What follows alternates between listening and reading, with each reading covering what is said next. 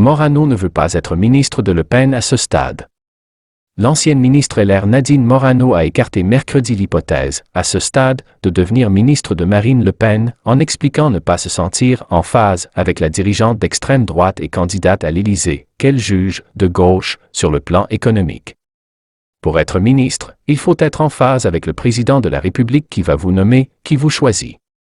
En l'occurrence, je ne me sens pas en phase avec Emmanuel Macron, et en l'occurrence, à l'heure actuelle, là aussi, je ne me sens pas en phase sur tous les sujets économiques avec Marine Le Pen qui a plutôt un programme qui est de gauche, a déclaré sur CNews l'ancienne ministre de Nicolas Sarkozy.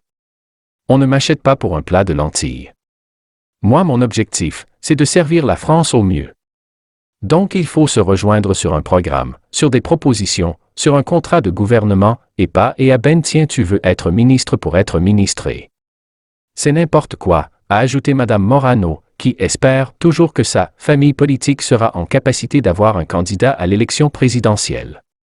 Madame Morano et Monsieur Ciotti s'opposent à des alliances aux élections régionales entre LR et le parti présidentiel LREM. Ni l'un ni l'autre ne soutient la tête de liste de LR dans sa région pour cette raison. En outre, pour Nadine Morano, députée européenne, le discours sur les grands méchants loups du RN, ça ne marche plus et il faut apporter de vraies réponses sur l'immigration ou la sécurité. Le député LR Éric Ciotti a lui affirmé récemment que ce qui différencie son parti du Rassemblement national est la capacité à gouverner.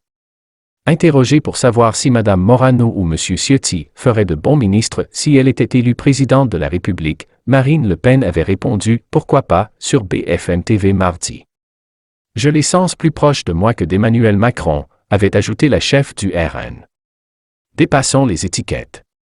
Je veux faire un gouvernement d'union nationale, et dans ce gouvernement d'union nationale, compte tenu de la situation, j'ai besoin de gens qui aiment la France et qui veulent donner leur énergie, leur conviction, leur temps, leurs compétences pour la France.